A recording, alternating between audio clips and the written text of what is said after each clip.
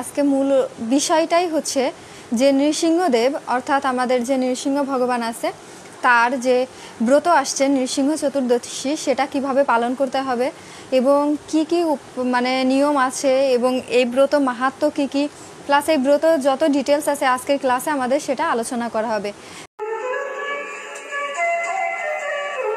জয় গীতার চ্যানেলে আপনাকে স্বাগত। হরে কৃষ্ণ, জয় নৃসিংহ ভগবান কি জয়। শুধু ভক্ত সজ্জন সকলের চরণে আমার প্রণাম এবং আশা করি সবাই জগন্নাথের কৃপায় ভালো আছেন। আমিও জগন্নাথের ভালোবাসায় ভালো আছি। তো আজকে মূল বিষয়টাই হচ্ছে যে নৃসিংহদেব অর্থাৎ আমাদের যে নৃসিংহ ভগবান আছে তার যে ব্রত আসছে নৃসিংহ চতুর্দশী সেটা কিভাবে পালন করতে হবে এবং কি কি মানে নিয়ম আছে এবং এই ব্রত মাহাত্ম্য কি কি প্লাস এই ব্রত যত ডিটেলস আছে আমাদের সেটা আলোচনা করা হবে। পাশাপাশি যারা গর্ভবতী আছেন বা যাদের বাড়িতে অসুস্থ আছে তারা কিভাবে ব্রতটা পালন করবেন সেই সব বিষয়গুলো নিয়ে আজকের পুরো ক্লাসটা হবে। খুবই গুরুত্বপূর্ণ ক্লাস, আপনারা চেষ্টা করবেন শেষ পর্যন্ত থাকার, কারণ আমি সব বিষয়গুলো একদম ডিটেলসে আপনাদের এখানে বলে দেব প্রতিটা বিষয়। বিশেষ করে আমাদের গ্রামাঞ্চলগুলোতে বা এখনও অনেক এলাকায় নৃসিংহদেবের যে একটা ব্রত আছে সেটা সম্পর্কে অনেকে জানে না। তো চেষ্টা করছি সেই বিষয়টা যাতে যে কোনোভাবে হোক, আপনাদের মাধ্যমে হোক বা আমার মাধ্যমে হোক, সবার কাছে পৌঁছে যায়। নিজে ব্রতটা করবেন এবং অন্যকেও করতে উৎসাহী করবেন। তো আমরা আগে মঙ্গলাচরণটা করি, ঠিক আছে? তাহলে আমরা মঙ্গলাচরণটা এখন করে নিই। ওম অজ্ঞানতিমিরন্ধেস্য জ্ঞানাঞ্জনশলাকয়া চক্ষুষ্মিলিতং येन তস্मै শ্রীগুরুবে নমঃ। শ্রীচৈতন্য মনোভীষ্টং স্থাপিতং येन ভূতলে স্বয়ং রূপং কদা মহ্যং দদাতি স্বপদান্তিকাম। বন্দেऽহং শ্রীগুরু শ্রীযুতপদকমলম শ্রীগুরুণ বৈষ্ণবাস্যং শ্রীরূপং সাগ্রজাতং সহগণ রঘুনাথিতং তং সজীবং সাদ্বৈতং সাবধূতং পরিজন সংহিতং কৃষ্ণচৈতন্য দেবং শ্রীরাধাকৃষ্ণপাদং সহগণ ললিতা শ্রীবিশাখান্বিতাশ্চ। ওম নমো বিষ্ণুপদায় কৃষ্ণপৃষ্ঠায় ভূতলে শ্রীমতে ভক্তিবেদান্ত স্বামিনীতে নামিনে নমস্তে সরস্বতী দেবী গৌরবাণী প্রচারিণে নির্বিশেষ শূন্যবাদী পাশ্চাত্যদেশতারিণে। নমোয়ং বিষ্ণুপদায় কৃষ্ণপৃষ্ঠায় ভূতলে শ্রীমতে জয়পতাকা স্বামিনীতে নামিনে নমো আচার্যপদায় নিতাই কৃপা প্রদায়িনে গৌরকথা দামোদরাই নগরগ্রাম তারিণে। হে কৃষ্ণ করুণা সিন্ধু দীনবন্ধু জগৎপথে গোপেশ্বরী গোপিকাকান্ত রাধাকান্ত নমস্তুতে নমো নমঃ। তপ্ত কাঞ্চন গৌরাঙ্গী রাধে বৃন্দাবনেশ্বরী বৃষভানুসুতে দেবী প্রণমামি হরিপ্রিয়ে। নীলাচল নিবাসাই নিত্যাই পরমাত্মনে বলভদ্র সুভদ্রাভাং জগন্নাথায়তে নমো নমঃ। বৃন্দায় তুলসী দিব্যায় প্রিয়ায় কেশবশ চ বিষ্ণুভক্তি প্রদে দেবী সত্যবত্তায় নমো নমঃ। বাঞ্ছাকল্প তরুভস্য কৃপা সিন্ধু এব চ পতিতানাং পাবনেভ্যো বৈষ্ণবেভ্যো নমো নমঃ। জয় শ্রীকৃষ্ণ চৈতন্য প্রভু নিত্যানন্দ শ্রী অদ্বৈত গদাধর শ্রীবাসাদি গৌরভক্তবৃন্দ। হরে কৃষ্ণ কৃষ্ণ কৃষ্ণ হরে হরে, হরে রাম রাম রাম হরে হরে। ওম নমো ভগবতে বাসুদেবায়। ওম নমো ভগবতে বাসুদেবায়। ওম নমো ভগবতে বাসুদেবায়। সকল সাধুগুরু বৈষ্ণবের চরণে আমার প্রণাম। এবং যারা আজকে ক্লাসে যুক্ত হয়েছেন প্লাস নৃসিংহ চতুর্দশী সম্পর্কে জানতে চেয়েছিলেন, প্রত্যেককে আজকে আমি সেই বিষয়টা সম্পর্কে ডিটেলস আপনাদেরকে জানিয়ে দিব। আর সবচেয়ে বড় কথা যে আমি যে আজকে যেহেতু ভাগবত ক্লাস বাদে আমরা নৃসিংহ চতুর্দশী নিয়ে আলোচনা করছি, কিন্তু এখানেও আমি ওম নমো ভগবতে বাসুদেবায় বলেই শুরু করলাম। তো আপনাদের একটা খুব ছোট ছোট জিনিস আমি যেগুলো বলে দিই ক্লাসের শুরুতে, যে আপনি যখন কোনো ভালো কাজ করতে যাবেন, সেটা হোক আপনি স্টুডেন্ট লাইফে আছেন, পরীক্ষা দিতে যাচ্ছেন, বা আপনার জীবনে খুব গুরুত্বপূর্ণ একটা দিন, আপনার জন্মদিন হোক, বিয়ে হোক, মানে যে কোনো একটা গুরুত্বপূর্ণ খুব ভালো একটা কাজ করতে যাচ্ছেন, আপনি যে কোনো পরীক্ষার ভিতর দিয়ে যাচ্ছেন, তো আপনি সেই কাজটা শুরু করার পূর্বে অবশ্যই ওম নমো ভগবতে বাসুদেবায় উচ্চারণ করে কাজটা করবেন। দেখবেন সেই কাজটা অবশ্যই অবশ্যই অবশ্যই ভালো হবে এবং সেই কাজে অবশ্যই সুফলতা আসবে। এটা কিন্তু একদম শাস্ত্রে লেখা আছে এবং সেটা আমি নিজে তার ফল পেয়েছি, যার জন্য আপনাদেরকে বলছি। আর একটা জিনিস, সেটা হচ্ছে আজকে আমার প্রচণ্ড মাথা ব্যথা করছে, কেন আমি জানি না। তারপরে এদিকে ওয়াইফাইও ছিল না, তো মাত্রই আসলো, এই জন্য আমার ক্লাসে আসতে একটু দেরি হয়ে গেল। তো প্রচণ্ড মাথা ব্যথা করছিল, আমি ভেবেছিলাম যে আমি হয়তো বার ক্লাসটা নিতেই পারবো না, মানে এতটা মাথা ব্যথা করছিল। তো আমি নৃসিংহ ভগবানকে ডেকেছি, পাশাপাশি এই যে আমি যে চন্দনটা নিয়েছি না, এই চন্দনটা আমি যখন লাগিয়েছি তখন মাথাটা একদম ঠান্ডা হয়ে গেল, প্লাস আমার যে মাথা ব্যথা প্লাস অনেক খারাপ লাগছিল সেটাই একটু হলেও কমে গিয়েছে। আছে এখনও মাথাটা ব্যথা করছে, কিন্তু আগের থেকে একটু হলেও কিন্তু সেটা আমার প্রতিকার হয়েছে বা কমেছে। ইভেন আমাদের অনেকেরই মুখে কিন্তু ফোড়া বের হয়, অর্থাৎ এটা আমাদের বয়স সন্ধিকালের সময় বা এমনি সময় অনেক সময় মুখে ফোট বের হয় বা বিষ ফোট বের হয়। তো আপনারা ওইখানে রাত্রে ঘুমানোর সময় চন্দন বা তিলক গুলিয়ে ওইখানে দিয়ে ঘুমাবেন, পরের দিন সকালে উঠে দেখবেন সেটা একদম আর নেই। তো এরকম 2-3 দিন এরকম কন্টিনিউ দেবেন, দেখবেন যে সেই দাগও নেই। ইভেন যদি মুখে কোনো দাগ থাকে সেটাও চলে যাবে, পাশাপাশি যদি কোনো ফোড়া থাকে সেগুলোও একদম ঠিক হয়ে যাবে। তো এটা আমি নিজেও করি, যার জন্য আপনাদেরকে জানালাম। অনেকে আমাকে জিজ্ঞেস করেন যে মাতাজি আমি কেন এটা লাগাই, ঠিক আছে, অনেকেই বলে যে মাতাজি আপনি কেন এটা লাগিয়েছেন। তো এটা কিন্তু শীতকালে খুব একটা লাগাতাম না, এখন প্রচণ্ড গরম আর প্লাস মাথা ব্যথা করে যখন একটা না এরকম 40 মিনিট 1 ঘন্টা ক্লাস নেওয়া হয় তখন। তো তার জন্য মাথাটাকে ঠান্ডা রাখার জন্য এটা ব্যবহার করে, প্লাস ভগবানের আশীর্বাদ চন্দন আমার শরীরে থাকছে, এটাও একটা অনেক বড় বিষয়। ঠিক আছে, আমি হচ্ছে আপনাদের উপকারটা বললাম। তো যাই হোক, প্রথমেই আসি নৃসিংহ চতুর্দশী কবে। বাংলাদেশ, ভারত, সারা বিশ্বেই 22শে মে, অর্থাৎ 2024 সালের 22শে মে বুধবার নৃসিংহ চতুর্দশী পড়েছে। 22শে মে, আবারও বলছি, বারবার বলছি, 22শে মে 22শে মে 22শে মে হচ্ছে আমাদের নৃসিংহ চতুর্দশী পড়েছে।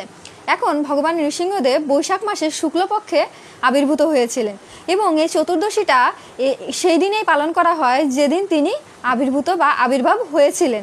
তো এই আবির্ভাব তিথিটাকে আমরা ভক্তরা হোক, বা এটা শুধুমাত্র যে ভক্ত বলতে বোঝায় যে আপনারা আবার মনে করবেন না যারা নিরামিষ খায় বা প্রসাদভোজী তারাই, তা না। আপনারা প্রত্যেকেই, যারা আমরা সনাতন ধর্মাবলম্বী আছি তারা প্রত্যেকেই এই ব্রতটা আমরা এই দিন পালন করব। এবং ভগবান নৃসিংহদেব আবির্ভূত হয়েছিলেন গোধূলি লগ্নে, অর্থাৎ দেখবেন যে যখন কোনো বিয়ের লগ্ন থাকে না তখন পাত্রপাত্রীকে গোধূলি লগ্নে বিবাহ দেওয়া হয়। তো নৃসিংহ ভগবানও গোধূলি লগ্নেই আবির্ভাব হয়েছিল। তো সেই কারণে আমাদের উপবাসটা থাকে গোধূলি লগ্ন পর্যন্ত, অর্থাৎ যখন সূর্য ডুবে যায় এবং সন্ধ্যা লাগা মুহূর্তে, অর্থাৎ সন্ধ্যা লেগে গিয়েছে এবং হচ্ছে সূর্য ডুবে গিয়েছে, অর্থাৎ যখন সূর্যের আলো আর দেখা যাচ্ছে না কিন্তু এখনও আলোটা আছে, বোঝা যায়। ইভেন আমাদের গোধূলি বলা হয় এই কারণে, কারণ এই সময়টাতে বিশেষ করে দেখবেন যে গ্রাম অঞ্চলে যাদের মাঠে গরু থাকে বা যাদের গাভী থাকে, তো তারা এই যখন এরকম বিকাল হয়ে যায় তখন কিন্তু তারা সব গরুগুলো নিয়ে চলে আসে। তো এই যে গরু যখন ছুটায় মানে ছেড়ে দেয় চলে আসে, তখন যে ধুলিটা ওড়ে এবং সূর্যের রং বা আকাশের রং এরকম বোঝা যায়। তো ওই যে একটা লগ্নটা সৃষ্টি হয় ওটাকেই বলা হয় হচ্ছে গোধূলি লগ্ন। আমি ছোটোবেলায় বুঝতাম না, তো যখন ঠাকুমাকে জিজ্ঞেস করতাম যে গোধূলি আবার কি, মানে অনেককে দেখতাম গ্রামে গোধূলি লগ্নে বিয়ে হচ্ছে, তো জিজ্ঞেস করতাম গোধূলি আবার কি, তো তখন ঠাকুমা খুব সুন্দর করে বুঝায় বলতো যখন গরু সব ঘরে উঠানো হয় সেই লগ্নটাকেই হচ্ছে গোধূলি লগ্ন বলে। তার মানে হচ্ছে যখন সন্ধ্যা লাগার মুহূর্তটা, ওটাই হচ্ছে গোধূলি লগ্ন, যখন পশ্চিম আকাশ একদম লাল রঙে আভা তৈরি হয়, ঠিক আছে, ওটাই গোধূলি লগ্ন। ওই টাইমটাতে আপনারা মানে পূজা দিবেন প্লাস অভিষেক করবেন। এখন আমি শুরু করি ব্রতের আগের দিন থেকে, অর্থাৎ আগের দিন কি পালন করা লাগবে। ব্রতের আগের দিন যারা আমিষভোজী আছেন তাদেরকে অবশ্যই সংযত করা লাগবে, অর্থাৎ সংযম ব্রত করা লাগবে। আপনাদের আগের দিন অবশ্যই নিরামিষ আহার করতে হবে, বা যদি আশেপাশে কোনো মন্দির থাকে আপনারা সেখান থেকে প্রসাদ কিনে এনেও খেতে পারেন। আর যদি না থাকে তাহলে যারা বাইরে থাকেন, এখানে আমার সাথে অনেকেই ক্লাস করেন যারা বিদেশে থাকেন, তো তারা আমাকে জিজ্ঞেস করতে পারেন যে মাতাজি কিভাবে আমরা বিদেশে এটা পালন করব। তো তারা ওই একটা দিনের জন্য একটু আলু ভর্তা দিয়ে বা কিছু একটা ভর্তা দিয়ে একটু ভাতটা আলাদা করে রান্না করে খেতে পারেন। ঠিক আছে, যারা বাইরে থাকেন বা মেসে থাকেন তাদের জন্য বলছি। আর যারা হচ্ছে সংসারে আছেন বা পরিবারের সাথে আছেন তারা ওই একটা দিন সবাই নিরামিষ আহার করবেন। করার পরে ওই দিন রাত্রে 12টার আগেই আহার করে নেবেন, 12টার পরে আর আহার করবেন না। এবং রাত্রে ঘুমানোর আগে অবশ্যই দাঁত ব্রাশ করে ঘুমাবেন। এর পরের দিন ব্রহ্ম মুহূর্তে বা সূর্যোদয়ের পূর্বে সকালে ঘুম থেকে উঠে স্নানটা করবেন। স্নান শেষ করে আপনারা দাদার সঙ্গে তিলক করবেন। তিলক সম্পন্ন করার পরে তারপরে আপনারা আপনাদের যে গৃহে পূজা আছে অর্থাৎ ভগবান আছে সেই ভগবানের পূজা করবেন।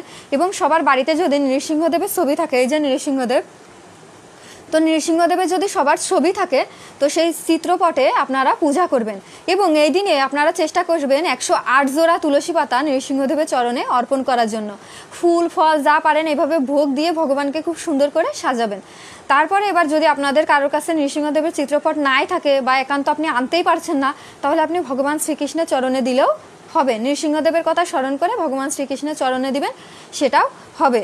এর পরবর্তীতে আপনারা ওই দিক গেল যারা হচ্ছে 16 মালা জপ করেন তারা চেষ্টা করবেন ওই দিন হচ্ছে 25 মালা জপ করার জন্য। আর যারা 16 মালা জপ করেন না তারা চেষ্টা করবেন ওই দিন 16 মালা জপ করার জন্য, অর্থাৎ যত বেশি জপ করতে পারেন। এরপরে যখন সূর্যাস্ত হবে তখন সকলে স্নান করে তারপরে অভিষেকের যোগাড়যন্ত্র করবেন।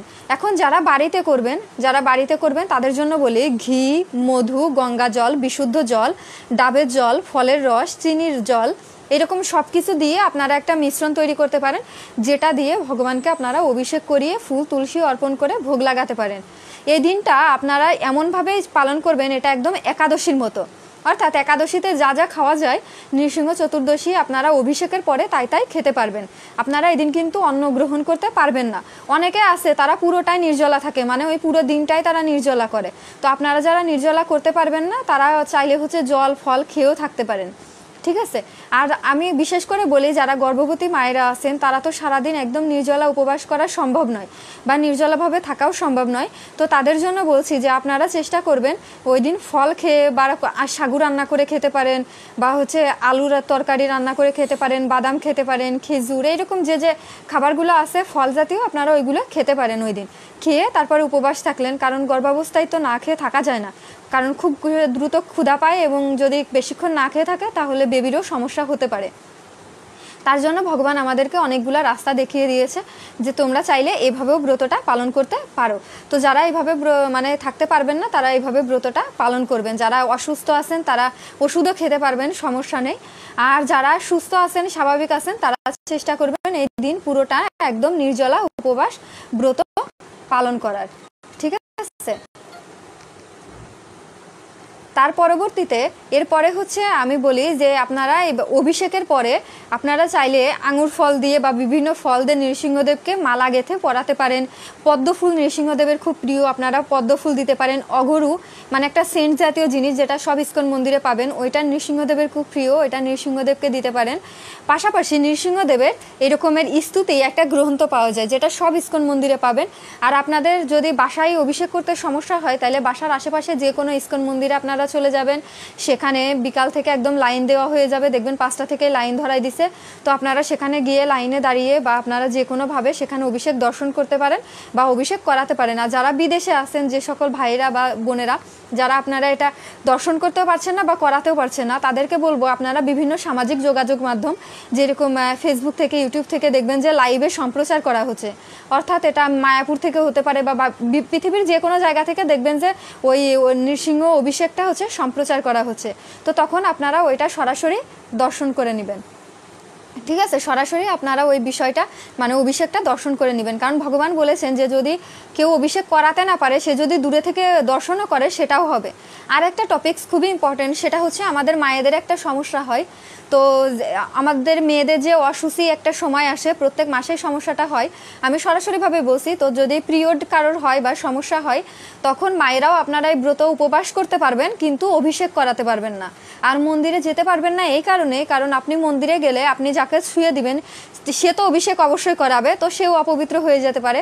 এই জন্য আপনি ওই দিন গৃহে থাকবেন, গৃহে থেকে আপনি বেশি করে নাম জপ করবেন, গীতা পাঠ করবেন, নৃসিংহদেবের 108টা মানে যে নাম আছে সেটা পাঠ করবেন, প্লাস যত যা করতে পারেন সব করতে পারবেন, শুধু অভিষেক করতে পারবেন না এবং ভোগ লাগাতে পারবেন না, প্লাস আপনি ওই দিন হচ্ছে কোনো কিছু অর্পণ করতে পারবেন না, অর্থাৎ ফুল তুলসী নিবেদন করতে পারবেন না।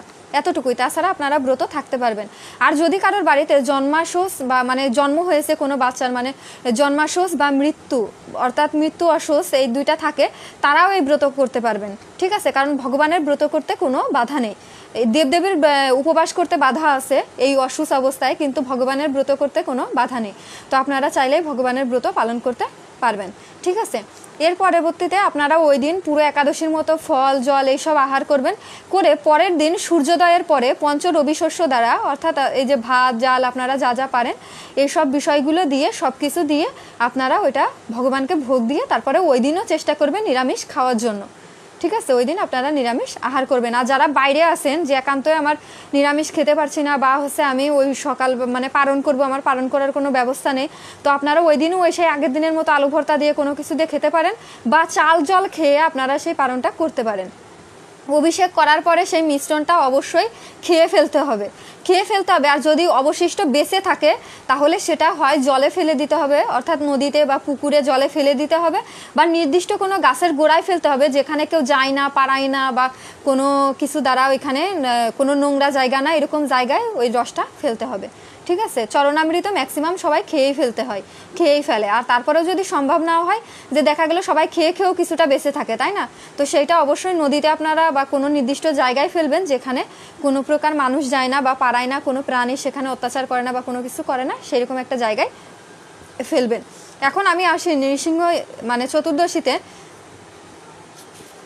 ব্রত পালন করার কথা কোথায় কোথায় বলা আছে। বৃহ নৃসিংহ যে পুরাণ আছে, সেই পুরাণে ভগবান নৃসিংহদেব নিজে প্রহ্লাদ মহারাজকে বলেছেন যে হে প্রহ্লাদ, আমার বৈশাখ মাসের শুক্লপক্ষের এই চতুর্দশী তিথিতে যে সকল ভক্তেরা আমার ব্রত উপবাস পালন করে তারা অনন্তকাল পর্যন্ত আমার আলয়ে বাস করে। অর্থাৎ যারা এই ব্রত কথা জানার পরেও এই ব্রত পালন করে না, তারা যতদিন এই পৃথিবীতে চন্দ্র সূর্য থাকবে তারা ততদিন নরক যন্ত্রণা ভোগ করবে, এবং যতদিন এই পৃথিবীতে চন্দ্র সূর্য থাকবে তারা ততদিন যারা এই ব্রত পালন করবে তারা ভগবানের নিত্যধামে বাস করবে, তাদেরকে আর এই পৃথিবীতে ফিরে আসতে হবে না। অর্থাৎ যারা আপনারা আজকে এই ব্রত মাহাত্ম্য শ্রবণ করলেন, তারা যদি জেনেও যদি ব্রত পালন না করেন তাহলে আপনাদের অনন্তকাল অর্থাৎ চন্দ্র সূর্য যতদিন এই পৃথিবীতে থাকবে ততদিন আপনাদেরকে নরক যন্ত্রণা ভোগ করতে হবে।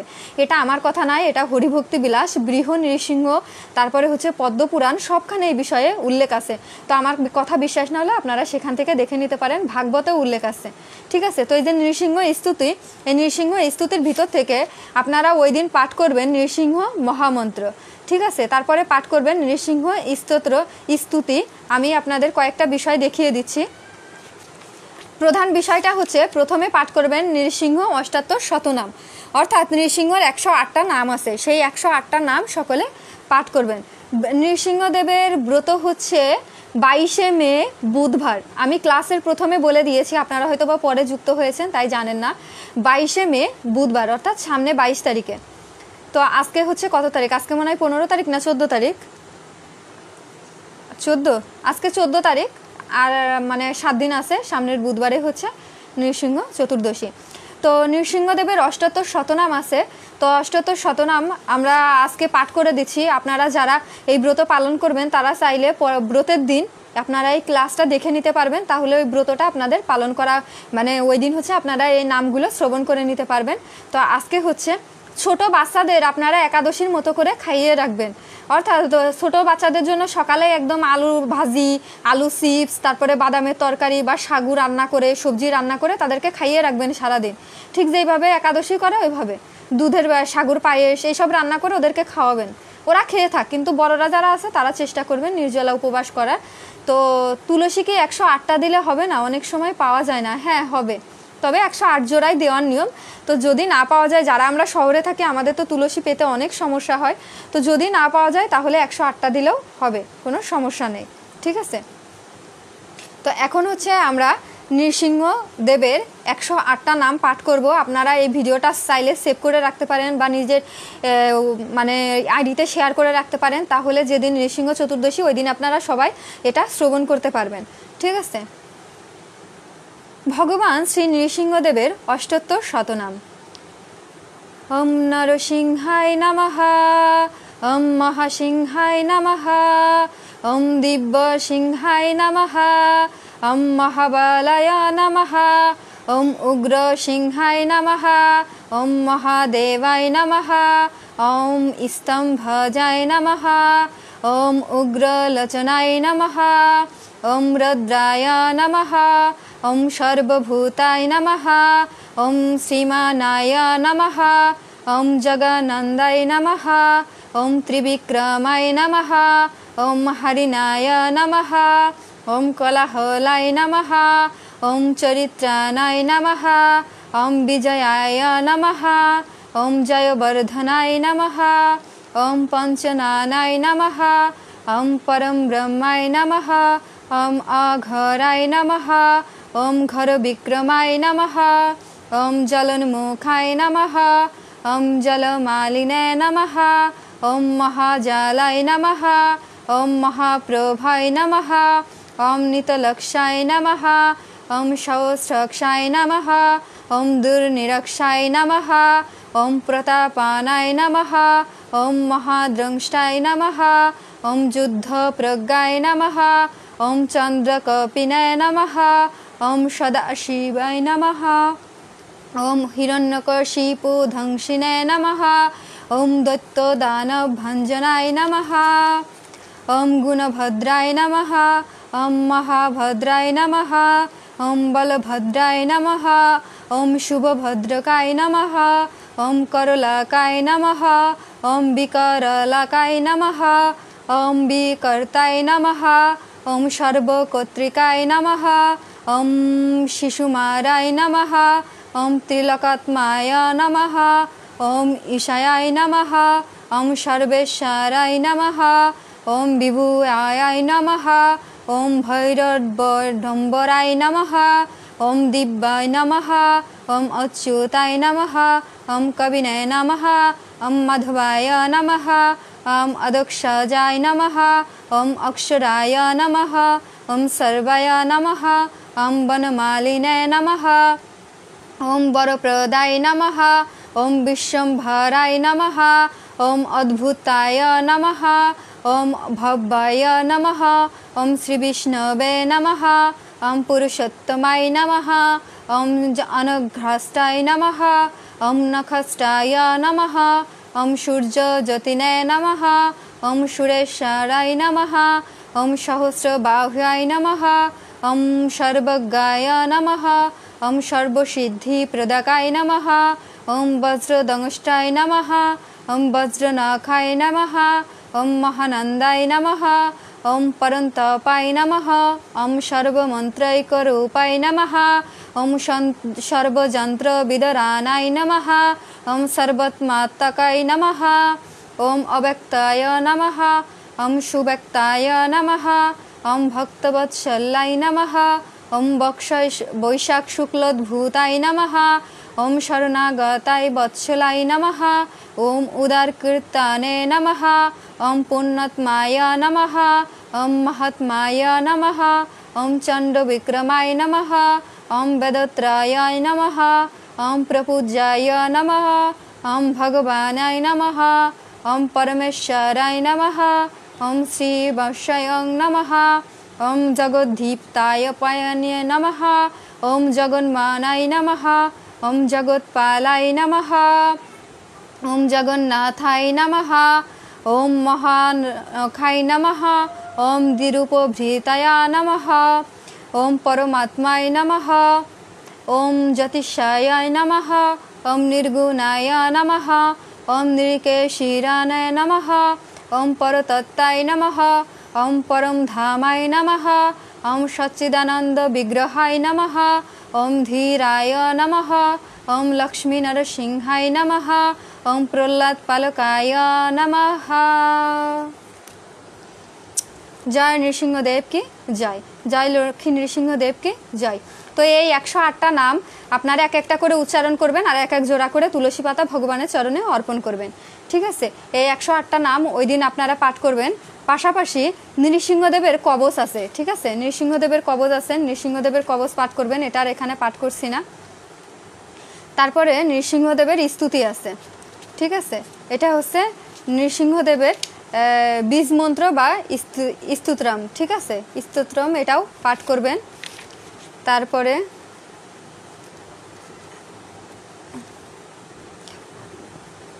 আপনাদের যদি কারো ধরেন অনেকের দেখা যায় যে আমাকে মেসেজ দেন যে মাতাজি খুব সমস্যায় যাচ্ছি বা খুব সমস্যায় পড়ি বা হচ্ছে খুব সমস্যার ভিতর দিয়ে আমরা পার করছি বা রোগ ব্যাধি ছাড়ছেই না পিছনে এরকম, তো তারা প্রতিদিন এই শনি নৃসিংহ স্তুতিটা পাঠ করতে পারেন।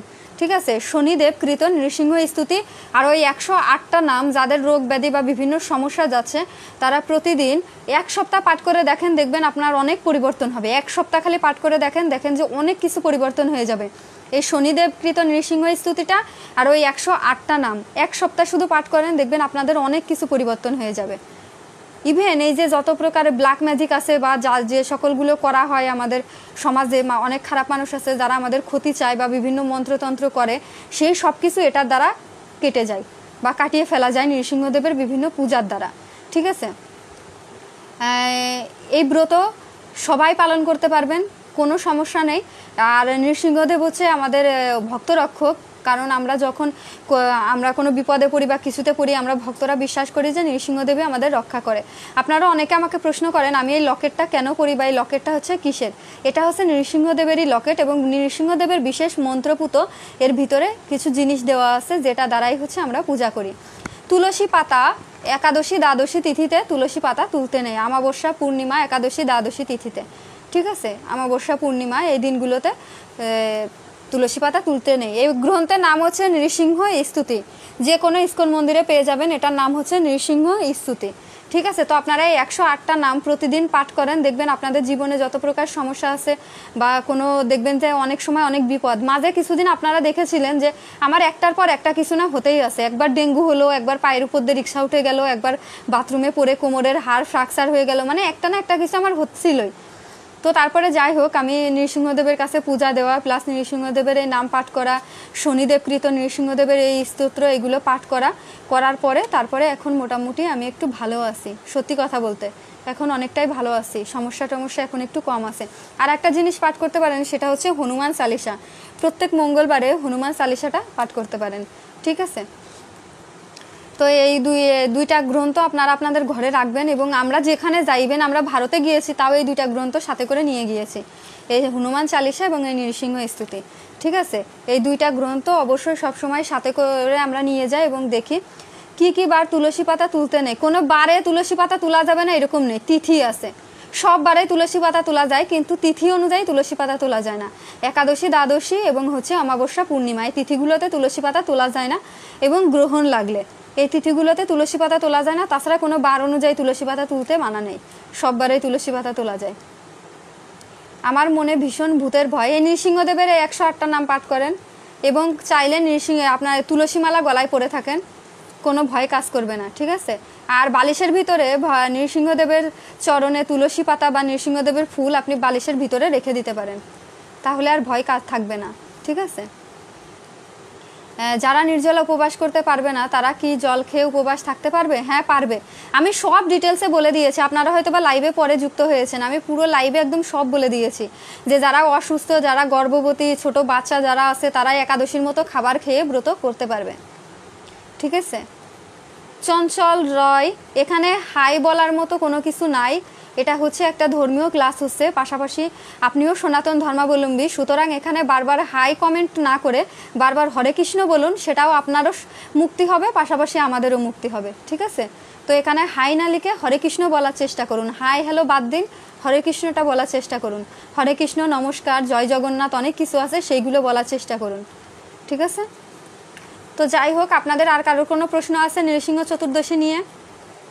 ইভেন আপনারা এটা ভাবুন যে নৃসিংহদেব স্বয়ং যেখানে প্রকট হয়েছিলেন নৃসিংহপল্লী, আমরা সেখানে গিয়েছিলাম এবং সেই ভিডিওটা আমার পেজে পেয়ে যাবেন।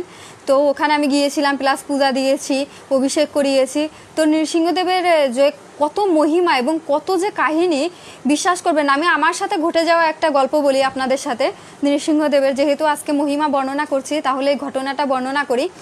আমি তখন হচ্ছে মাত্র ফার্স্ট ইয়ারে পড়ি ইউনিভার্সিটিতে। তো আমি টিউশন করি পল্টনে, অর্থাৎ ঢাকা পল্টন, আপনারা অনেকেই চিনবেন। তো আমি তখন থাকতাম আজিমপুরে, অর্থাৎ ঢাকা ইউনিভার্সিটির কাছে আজিমপুরে থাকতাম। তো ওখান থেকে আমি পল্টনে টিউশন করতে আসতাম। তো টিউশন শেষ করে আমি যখন রাস্তাটা পার হচ্ছি, তো আমি রাস্তা এই সাইড দিয়ে পার হচ্ছি, গাড়ি এই দিক থেকে আসার কথা, তো আমি ওই দিকে তাকিয়েছি, কিন্তু একটা রিক্সা উল্টো দিক থেকে এসে একদম আমার পায়ের উপর দিয়ে উঠে চলে যায়। তো আমার পায়ের উপর দিয়ে যখন চলে যায়, এদিক থেকে কিন্তু মাইক্রো চলে এসেছে। তো আমি যদি রোডের উপর পড়ে যাই তাহলে একদম আমার মাথার উপর দিয়ে মাইক্রোটা চলে যায়, অর্থাৎ আমি স্পট ডেড হয়ে যাব। কিন্তু আমি জানি না, যখন আমার ওইভাবে ধাক্কা দিয়ে রিক্সাটা আমার পায়ের উপর দিয়ে চলে গেল, তখন মনে হলো পিছন থেকে কেউ একজন আমাকে এরকম 2 হাত দিয়ে ধরে আসে। মানে আমি এরকম পড়ে গিয়ে, মানে সম্পূর্ণ এইভাবে পড়ে গিয়ে আমি এইভাবে ঠিক আটকেছিলাম, মনে হচ্ছে কেউ একজন আমাকে ধরে আসে। পাশেই ছিল হচ্ছে মিনা বাজার, মানে আমাদের বাংলাদেশের হচ্ছে অনেক বড় সুপার শপ মিনা বাজার, আর সাথে হচ্ছে ছিল অনেক কর্পোরেট, ওইখানে অনেক বড় বড় কিন্তু অফিস। তো ভিতর থেকে যারা এখানে বড় বড় অফিসার, মানে চাকরিজীবী ছিল, প্লাস মিনা বাজারে যারা কর্মচারী ছিল, আমি তাদের কাছে সারা জীবন কৃতজ্ঞ থাকবো। পাশাপাশি ওইখানে যে অফিসার, মানে অফিসগুলো ছিল, তারা যখন দেখেছে যে আমি এরকম পড়ে যাচ্ছি, তারা দৌড়ে চলে এসেছে। মানে ওইখানে যত আঙ্কেলরা ছিল তারা কিন্তু, মানে অনেক বড় বড় অফিসার আমি দেখেছি, স্যুট বুট কোট টাই পরা, তারা সব দৌড়ে চলে এসেছে, কারণ দেখছে যে একটা মেয়ে এইভাবে পড়ে গেছে রাস্তার পরে। কিন্তু আমি দেখলাম, মানে আমি অনুভব করলাম কেউ একজন এসে আমাকে এইভাবে ধরে জাস্ট ওইখানে বসাই দিল। মানে আমি যে পড়ে যাব, পড়ে গেলে আমার মাথার পিছনটা ফেটে যেত, আমি জায়গায় একদম স্পট ডেড, অর্থাৎ আমার 1 মিনিটও টাইম লাগতো না ওখানে মারা যেতে। কিন্তু আমাকে কি একজন ধরে এইভাবে রেখে দিল, এবং যখন ওই আঙ্কেলরা আসলো, আসার পরে তারাই কিন্তু আমাকে ধরেছে। মানে তারা ওই শোরুম, মানে অফিস থেকে দৌড়ে এসে, প্লাস ওই মিনা বাজারে যারা কর্মচারী ওরা ওখানে কাজ করছিল রোডের সাইডে, ওরা দৌড়ে এসে মানে আমাকে ধরেছে। তো জাস্ট টাইমে, ওই টাইমে মানে এমনভাবে আমাকে ধরেছে, মনে হচ্ছে কেউ একজন এসে আমাকে এইভাবে আগলে ধরলো, অর্থাৎ এমনভাবে ধরেছে যে আমি যেন নিচে পড়লামই না। তো এই কাহিনীগুলো আপনি যত ভক্ত, মানে বিশেষ করে যারা নৃসিংহদেবের আমরা নিয়মিত পূজা করি বা নৃসিংহদেবের এই যে স্তুতি এসব করি, তো তাদের কাছে আপনি এরকম কাহিনীগুলো শ্রবণ করবেন, দেখবেন বিশেষ করে আমাদের মায়াপুরের নৃসিংহদেব প্লাস নৃসিংহপল্লীর নৃসিংহদেব অনেক জাগ্রত। আপনারা জাস্ট একটু কাইন্ডলি মানে শুনবেন, দেখবেন যে এরকম মানে অনেক কিছু হচ্ছে আপনারা জানতে পারবেন। তো তারপরে আমার পায়ের উপর দিয়ে, ওটা ইঞ্জিনের রিক্সা ছিল, অনেক ভারী, ইভেন আরো 2জন ব্যক্তি সেই রিক্সায় বসেছিল, একজন চালাচ্ছিল, মানে 3জন ছিল। 2টা চাকা আমার পায়ের উপর দিয়ে উঠে গেছে, পিছনের একটা সামনের একটা। তো সেই অবস্থায় আমার পা ওইখানে, আমি তো হাঁটার অবস্থায় ছিলাম না, সাথে সাথে আমার ফ্রেন্ডদের ফোন দিলাম ভার্সিটিতে। তো ওরা সাথে সাথে ওইখানে আমাকে, ওই জায়গার যে আঙ্কেলরা ছিল আমি বললাম না, ওনারাই পল্টন টাওয়ারে চাকরি করে, তো ওনারাই আমাকে ওখান থেকে নিয়ে ঢাকা মেডিকেলে নিয়ে গেল। তো নিয়ে যাওয়ার পরে ওইখানে আমার ফ্রেন্ডরা ছিল ভার্সিটির, তো তাদেরকে ফোন দিলাম, কিছু আমার ছেলেরা ছিল, প্লাস আমার কিছু আত্মীয় স্বজন ছিল ঢাকায়, ওরা চলে আসলো, প্লাস আমার কিছু বান্ধবী ছিল, তারা চলে আসলো ঢাকা মেডিকেলে। সবাই আসার পরে আমার ওইখানে এক্সরে টেক্সরে সব কিছু করা হলো, ইঞ্জেকশন দেওয়া হলো। পা ফুলে গিয়েছিল এবং পুরো কালো হয়ে গেছিল। আমি সেই পার যন্ত্রণায় এখনো ভোগ করি। মাঝে মাঝে পায়ের ভিতরে ওই ব্যথাটা ওঠে যখন খুব বেশি হাঁটা হয় বা নৃত্য করি, নাচ টাচ করি। আমি আগে নাচ করতাম, তো এখন নাচ করাটা অনেকটা থামিয়ে দিয়েছি। তো বেশি নৃত্য টিত্য করলে ওই পায়ের ব্যথাটা হয়, কিন্তু আসলে কোনো জায়গা ভাঙেনি, ফ্র্যাকচারও হয়নি, কিন্তু ওই যে একটা চাপা ব্যথা লেগেছে, ডাক্তার বলেছে যে এটা যখন মানে বিশেষ করে অমাবস্যা পূর্ণিমার সময়গুলো আসবে তখন এই ব্যথাটা একটু হলে বাড়বে, এটাই আর কি। তাছাড়া এমনিতে কোনো সমস্যা নেই। তারপরে আমাকে প্রায় 1 মাস ক্রেপ ব্যান্ডেজ দিয়ে রেখেছিল, অর্থাৎ ব্যান্ডেজ করে রেখেছিল। পাশাপাশি অনেক ওষুধ খেয়েছি, অনেক কিছু করেছি। তো কিছু ইয়োগা করার পরে আমার এই ব্যথাটা এখন অনেকটাই কম, এখন হয় না বললেই চলে। আমি অভিজিৎ হচ্ছে আমাকে কিছু ইয়োগা শিখিয়ে দিয়েছিল, তো ওই ইয়োগাগুলো করার পর থেকে, মানে পার ওই ব্যায়ামগুলো করার পর থেকে এখন ব্যথাটা অনেকটাই কমে গেছে, এখন আর হয় না। তো আমি এইভাবে অনেক জায়গায় অনুভব করেছি যে রাখে হরি তো মারে কে, ঠিক আছে। তো নৃসিংহদেব যে কীভাবে আমাদেরকে রক্ষা করেন এবং কিভাবে আমাদেরকে বিপদ মুক্ত করেন, সেটা শুধুমাত্র আপনি অনুভব না করলে বুঝতে পারবেন না। আপনি যখন বৃন্দাবনে যাবেন, তখন বৃন্দাবনে গিয়ে আপনি যদি যেয়ে দেখেন যে এই গরুতে ঘাস খাচ্ছে, এই পাথরের একটা পাহাড়, এই অমুক জিনিস, এই তো একটা ময়লা নদী, যদি আপনি এইগুলো দেখেন তাহলে এইগুলোই দেখবেন। কিন্তু আপনি যদি যে গিরিরাজকে দেখেন, আরে এটা সেই গিরিরাজ যেটা ভগবান নিজে স্বয়ং হাতে তুলেছিল, এটা সেই গিরিরাজ, মানে আপনি সেটা দেখবেন। আপনি যখন চিন্তা করবেন, অনুভব করবেন, আপনার সামনে সেই জিনিসটা সেইভাবেই উপস্থিত হবে। কিন্তু আপনি যদি যে দেখেন আরে এটা গাছপালা, একটা পাথর পড়ে আছে, এটা নিয়ে, এই পাহাড়টা নিয়ে সবাই এরকম করছে, এই পর্বতটা নিয়ে, তখন সেটা আপনার সেটাই দেখবেন আপনি। সেমভাবে আপনি যমুনায় গিয়ে দেখবেন যে জলগুলো নোংরা, তো আপনি দেখবেন যে আরে এত ময়লা এত নোংরা এরকম কালো এই জল, এই নিয়ে সব মাতামাতি, এই জল সব স্নান করতেছে গায়ে মাখতেছে খাচ্ছে, এটার ভিতর কি আছে। তো আপনি যখন এরকম চিন্তা করবেন আপনার চেতনা ঠিক কতটাই কলুষিত থাকবে। কিন্তু আপনি যখন ওখানে গিয়ে ভাববেন আরে এটা সেই যমুনা, যে যমুনায় ভগবান স্নান করতো, যে যমুনায় পুরো ব্রজবাসী স্নান করে, যে যমুনায় ভগবান কালীয়নাগ দমন করেছিল, যে যমুনায় ভগবান সারাক্ষণ মানে লীলা করেছে, এই সেই যমুনা, মানে তখন আপনি সেই প্রেম অনুভব করতে পারবেন। তো বৃন্দাবন হচ্ছে এইরকমই চিন্তামণি ধাম। আপনি ওখানে গিয়ে প্রত্যেকটা জিনিস যেভাবে, যে জিনিসটা যেভাবে আপনি দর্শন করবেন ঠিক সেইভাবে সেই জিনিসটা আপনার কাছে ধরা দিবে। আপনি ওটাকে যে চোখে দেখবেন সেই চোখেই দেখবেন। আমি একটা গল্প বলেছিলাম না যে বৃন্দাবনে থেকে আসার সময় আমাদের সিটের পিছন সিটে স্লিপার কোচ, তো আমার আপার স্লিপ পড়েছে, অর্থাৎ উপরে স্লিপার কোচটা পড়েছে। তো আমার সাইডে যে স্লিপারে পড়েছে একটা মানে দাদু আর একটা ঠাম্মা টাইপসের লোক, মানে কাকা কাকি বলা যায় বা দাদু ঠাম্মাও বলা যায়। তো এরকম দুইজন পড়েছে, তারা সারা রাস্তায় এই গল্প করতে করতে আসছে যে ওই এখানে এই ভিক্ষুকরা ওই করে, ওখানে পান্ডারা এই করে, এখানে ওই ওখানে সেই, মানে তারা পুরো বৃন্দাবন দেখে এসেছে। তাদের ভিতরে একটা ভক্তির কথা শুনলাম না, রাধারানীর কোনো মাহাত্ম্য শুনলাম না, ভগবানের কোনো লীলার কথা শুনলাম না, তারা সারা রাস্তা শুধু নিন্দা করতে করতে আসলো। তো আমি তখন বসে বসে ভাবছি যে আসলে ভগবান তো বৃন্দাবনে হয়তো বা আসছে কোনো না কোনো জন্মের স্বীকৃতির কারণে তারা গেছে, কিন্তু তারা তোমার সেই মাহাত্ম্যটা বুঝতে পারেনি, তারা তোমার সেই মাহাত্ম্যটা কোনোভাবেই উপলব্ধি করতে পারেনি। ঠিক আছে, তো এই জিনিসটাই হচ্ছে বড় ব্যাপার। আপনি যেখানে গিয়ে যেভাবে দর্শন করবেন সেইভাবে আপনি কৃপা লাভ করবেন। ঠিক আছে, বিগ্রহ দিচ্ছে সাথে রাধা গোপীনাথের একটা মন্দির, শান্তি পেয়েছি। আপনি অবশ্যই হচ্ছে নৃসিংহদেবের এটা পালন করুন দিদি। আপনি যেহেতু গর্ভবতী, আমি ওই জন্য আমি জানি যে আমার অনেক ক্লাস করে অনেকে আছে যারা গর্ভবতী, মানে গর্ভবতী দিদিরা আছে বা মাতাজিরা আছে, তো তাদের জন্য আমি বলেছি যে আপনারা এই ব্রতটা পালন করেন, একাদশীর মতো ফল সবজি এগুলো খেয়ে এই ব্রতটা পালন করেন। এবং আপনি চাইলেন নৃসিংহদেবের একটা চিত্রপট বিগ্রহ তো পূজা করা খুব কঠিন, নৃসিংহদেবের বিগ্রহকেও পূজা করতে যাবেন না, তাহলে কিন্তু একদম শেষ। কারণ উনি যতটা আমাদের রক্ষা করেন ততটাই উগ্র মেজাজের। ঠিক আছে, ওনার সেবাই এদিক ওদিক হলে উনি কিন্তু রেগে যায় নৃসিংহদেব, এই জন্য খুব সাবধানে নৃসিংহদেবের সেবা পূজা করতে হয়। দেখবেন মায়াপুরেও সবাই কিন্তু নৃসিংহদেবের সেবা পূজা করতে পারে না, নৃসিংহদেবের সেবা পূজা শুধুমাত্র কয়েকজন নির্দিষ্ট পূজারী প্রভুরাই করে, সবাই কিন্তু করে না। ঠিক আছে, তো নৃসিংহদেবের সেবা পূজা করা অনেক কঠিন। আমাদের স্বামীবাগেও আসলে দেখবেন কয়েকজন প্রভুরাই নির্দিষ্ট পূজারী প্রভু আছে, তারা পূজা করে, সবাইকে কিন্তু পূজার ইসে ঢুকতে দেয় না। তো এই জিনিসটা হচ্ছে সবাই চেষ্টা করবেন। সকালে কি ভগবানের পূজা দিতে পারবো? হ্যাঁ, অবশ্যই পূজা দিয়ে আপনি সকালবেলায় ভগবানের পূজা টুজা দিয়ে যাবেন। আর ছুটি হয়ে যায় তো অভিষেক তো বিকালে মানে সন্ধ্যাবেলা, তো সন্ধ্যাবেলা তো সবারই ছুটি হয়ে যায়। প্রেগনেন্ট আমি কি করতে পারবো? হ্যাঁ, অবশ্যই করতে পারবেন দিদি, অবশ্যই ব্রত করতে পারবেন। তবে আপনি চাইলে খেয়েও করতে পারবেন, অর্থাৎ জল ফল তারপরে আলুর তরকারি রান্না করে খেতে পারেন, আলু পেঁপে কাঁচা কলা, তারপরে হচ্ছে বাদামের তরকারি রান্না করে খেতে পারেন, সাগু রান্না করে খেতে পারেন, খেয়ে দিয়েও আপনি এই ব্রতটা পালন করতে পারবেন। যেহেতু আপনি হচ্ছে গর্ভবতী, ভগবান সেটা বুঝবে। আবার অনেকে আছে অসুস্থ হয়তো বা তারা না খেয়ে থাকতে পারবেন না, তারাও এইভাবে করতে পারবেন। তবে আমরা চেষ্টা করি আমরা নির্জলা করার, সারাদিন একদম নির্জলা থাকার। ঠিক আছে, তো আর কারোর কোনো প্রশ্ন থাকলে আমাকে করতে পারেন। ঠিক আছে, আমি চেষ্টা করব উত্তরগুলো দেওয়ার। আজকে আমরা নৃসিংহদেবের এই ব্রত কথাই হচ্ছে পাঠ করলাম পুরোটা। আমরাও আসলে আমিও আসলে ইস্কনে আসার আগে নৃসিংহ ভগবানের সম্পর্কে জানতাম, কিন্তু তাকে যে সিংহাসনে রেখে পুজো করতে হয় বা তাকেও যে পুজো করা হয় এইগুলো কিন্তু আমরা জানতাম না, কারণ আমাদের খুব কম মানুষই এগুলো করে। ঠিক আছে, আমাদের সনাতন ধর্মাবলম্বী ম্যাক্সিমাম বাড়িতে নৃসিংহদেবের চিত্রপট রেখে পূজা করে, খুব কম বাড়িতে। তো আমিও এরকম জানতাম না বা আমাদের ওইরকম আমি দেখিনি। তারপরে যাই হোক, এখন তো আমরা এটা ইস্কন অনেকটাই প্রচার করেছে, এখন সারা পৃথিবীতেই নৃসিংহদেবের ব্রত পালন করে, এখন সবাই পালন করে। হয়তোবা আপনারা অনেকে স্বীকার করবেন না যে ইস্কন প্রচার করেছে, কিন্তু বাস্তব সত্য এটাই যে আজকে যে নৃসিংহ চতুর্দশী সারা পৃথিবীব্যাপী সবাই পালন করে, তার পিছনে ইস্কনের অবদানই প্রধান এবং প্রথম। আমি এটা নিঃসন্দেহে বলতে পারি, কারণ এর আগে আমি নিজেই আমার জীবনে আমি কখনো দেখিনি যে কাউকে নৃসিংহ চতুর্দশী পালন করতে ইস্কন ছাড়া। ঠিক আছে, এখন আমাদের এলাকায়ও করে, আমাদের এলাকায়ও সবাই এখন পালন করে, এই ইস্কনের মাধ্যমে এখন তারাও সবাই পালন করে। তো এই জিনিসটা কত ভালো না? উগ্রম বীরম মহাবিষ্ণুম জ্বলন্তম সর্বভূতানাম নৃসিংহায়ং ভীষণং ভদ্রং মৃত্যুম নমাম্যহম। এই মন্ত্রটুকু না আমার খুব ভালো লাগে, তার কি পাঠ করলাম, এখানে আছে, এটাকে বলে হচ্ছে নৃসিংহ স্তোত্রম। ঠিক আছে, তো এটা আপনারা চাইলে ওই দিন পাঠ করতে পারেন।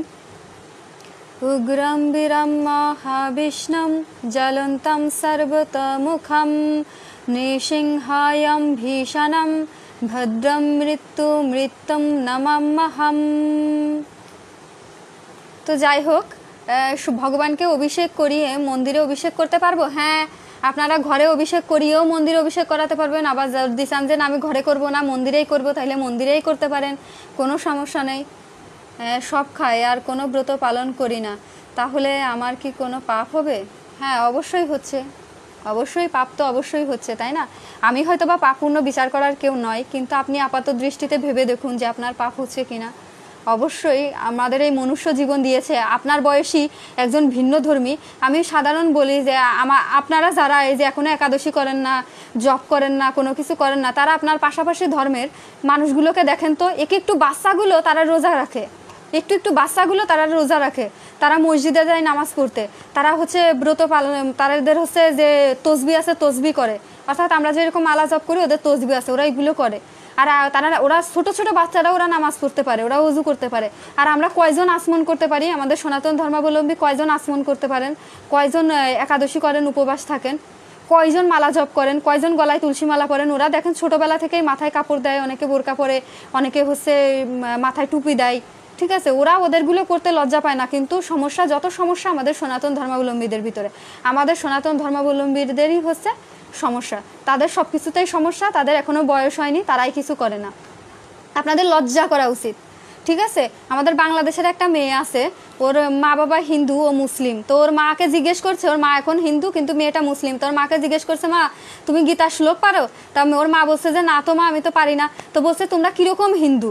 ও হিন্দু ধর্ম ত্যাগ করে চলে গেছে, তো আর কি ওর মাকে বলছে যে তোমরা কিরকম হিন্দু, যে তোমার বয়স হয়ে গেল 50 বছর, তুমি এখন একটা গীতার শ্লোক পারো না, তাইলে তোমরা কিরকম হিন্দু ধর্ম পালন করো? আর মুসলমানদের একটু বাচ্চাদের জিজ্ঞেস করে তো ওরা দেখবা সূরা সব কিছু বলতে পারে।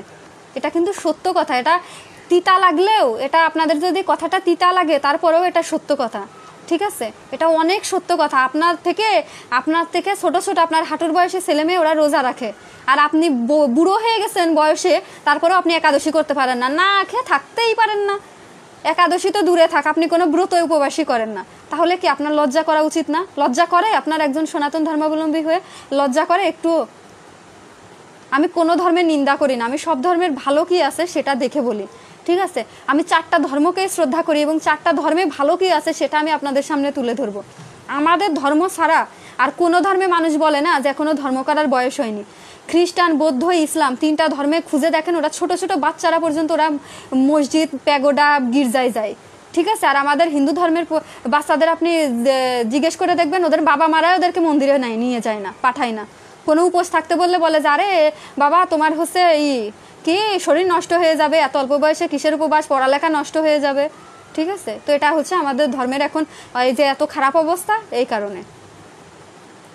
ওদের একটু বাচ্চারা যারা কথা বলতে পারে না, তারাও শুক্রবার হলে বাবার সাথে, পরিবারের দাদুর সাথে, সবার সাথে চলে যায় হচ্ছে নামাজ পড়তে। আর আমাদের শুক্রবার হলে আমাদের বাবা মারা কি করে?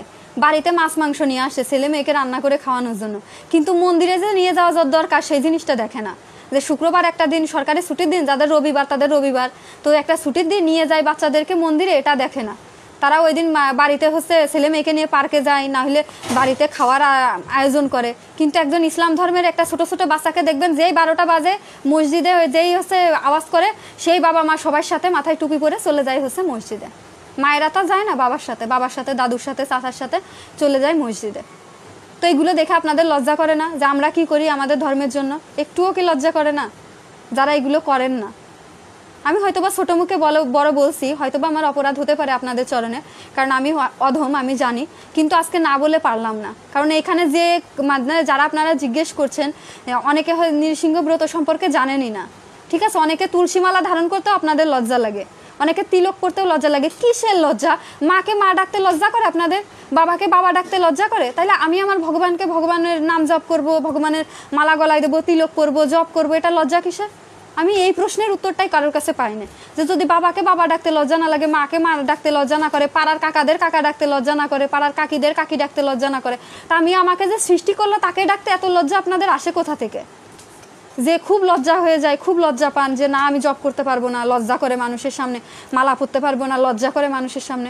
তো এই যে আপনার লজ্জা করে না যে আপনি নিজের ধর্মটাকে এখনো পালন করছেন না, বা আপনি আপনার নিজের ধর্মটাকে ধারণ করতে পারছেন না, এতটুকু লজ্জাবোধ তো নিজের থাকা উচিত, এ অনুশোচনা বা অনুতাপবোধ তো নিজের ভিতরে থাকা উচিত, তাই নয় কি? তো যাই হোক, আমি সবসময়ই দেখি যে আমি ইভেন যত টিউশন করেছি, ম্যাক্সিমাম টিউশন আমি ইসলাম ধর্মের ছেলে মেয়েদেরকে পড়িয়েছি, তো ওদেরকে দেখেছি যদি আমি কোনোদিন টিউশনে নামাজের সময় চলে গিয়েছি তো ওরা আমাকে বসিয়ে রেখে নামাজ পড়তে যেত, যে মিস আপনি একটু বসেন, নামাজের টাইম হয়ে গেছে, আমি একটু নামাজ পড়ে আসি।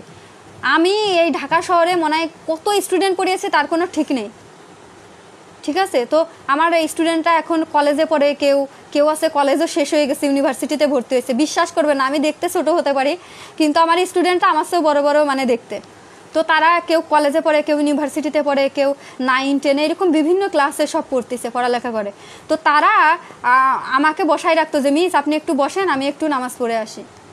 তো এটা হচ্ছে তাদের ধর্মের প্রতি ভালোবাসা, ঠিক আছে? আর আপনারা কি করছেন, আমরা কি করছি, একবার চিন্তা করেন, বেশিক্ষণ না, 1 মিনিট বসে চিন্তা করেন যে কি করছেন, ঠিক আছে? তো যাই হোক, অনেক কড়া কড়া কথা বলে ফেললাম, সবার চরণে ক্ষমা প্রার্থী, কারণ আমি নিজেই অধম, আমি যতটুকু পারছি করছি, আপনাদের যতটুকু পারছি বোঝানো।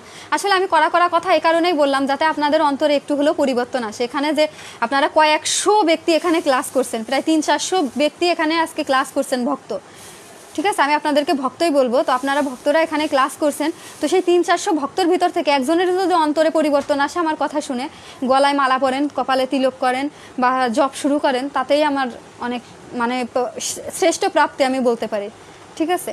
তো আমি ভালো আছি, আমি জগন্নাথের কৃপায় ভালো আছি, আশা করি আপনারাও ভালো আছেন। আর আমি হচ্ছে দেখেছি রিক্তায়ন, তোমার কমেন্টটা আমি দেখেছি, তুমি আমাকে ইনবক্সে নক দিও, আমি ছবি তুলে পাঠিয়ে দেবো, ঠিক আছে? তো যাই হোক, আপনারা কেউ কিছু মনে কষ্ট নেবেন না আমার কথায়, হয়তো বা কড়া কড়া ভাষায় কথা বলেছি, কিন্তু এটা আসলে বাস্তব সত্য, ঠিক আছে? চেষ্টা করুন এখনই ছেলে মেয়েকে মানুষ করার, না হলে দেখবেন যে পরবর্তীতে আর মিলবে না। ভয়েসের সাথে মিলে না, কারণ এটা হচ্ছে আমি লাইভ করছি, ঠিক আছে? লাইভে অনেক সময় নেটওয়ার্কের কারণে ভয়েস আগে চলে যায়, ঠোঁট হচ্ছে পরে বোঝা যায়, এরকম হয়, ঠিক আছে? এটা লাইভে। আর আমি যদি ভিডিও হতো এটা, তাহলে হচ্ছে সব কিছুই মিল থাকতো, এটা তো ভিডিও না, আমি লাইভ করছি এই জন্য। কখন কয়টার সময় লাইভে আসেন একটু বলবেন? আমি রাত 9টায় লাইভে আসি, ঠিক আছে? আজকে ক্লাস নিয়েছি, আবার পরশুদিন ক্লাস নেব, একদিন পর পর রাত 9টায় লাইভে আসি, ক্লাস নেই, ভাগবত ক্লাস। জব করি কিন্তু একাদশী করুন না, কোনো পাপ হবে? অবশ্যই পাপ হবে। একাদশী করেন না, অবশ্যই পাপ হবে। আপনি যদি ক্লাস 9-এ পড়েন, এখন হচ্ছে আপনি নিয়েছেন সায়েন্স, সায়েন্সের সাবজেক্ট হচ্ছে physics, chemistry, higher math, biology. তো আপনি এখন স্যারকে বলেছেন যে স্যার আমি ফিজিক্স, কেমিস্ট্রি, বায়োলজি পড়বো, হায়ার ম্যাথ করবো না, তাহলে কি আপনার সায়েন্স সম্পূর্ণ হবে? হবে না। তাহলে আপনি যে এটা পড়ছেন না, এটা ফেল করবেন, তার মানে আপনি জব করছেন, ঠিক আছে, কিন্তু আপনি একাদশী করছেন না, তাহলে সেটার যে পাপ সেটা আপনাকে ভোগ করা লাগবে, ঠিক আছে? শুক্লা মাতাজি, ঠিক আছে, আমি ইনবক্সে মেসেজ দিয়েন, আমি কারোর কোনো যোগাযোগ থাকলে ইনবক্সে মেসেজ দিয়েন, আমি দিনে 1-2বার চেক করি, তখন আসলে যাদের ইম্পর্টেন্ট বিষয় থাকে আমি তাদেরকে করার চেষ্টা করি। আগামী 19 তারিখে কিন্তু একাদশী, ঠিক আছে? 19শে মে একাদশী, আমি সেটা লাইভে বলে দিব, একাদশীর আগের দিন আমি সবাইকে জানিয়ে দেবো 19শে মে হচ্ছে একাদশী। তো যাই হোক, সবাই ভালো থাকবেন, সুস্থ থাকবেন, আর ক্লাসটা অবশ্যই শেয়ার করে দিবেন, কারণ খুবই গুরুত্বপূর্ণ ক্লাস ছিল। বাকি যারা মানে জানে না বা জানতে চায় তারা অন্তত জানতে পারে, সেই জন্য সবাই শেয়ার করে দিবেন। তো ভালো থাকবেন, সুস্থ থাকবেন, ধন্যবাদ সবাইকে, কৃষ্ণময় শুভরাত্রি, হরি বল।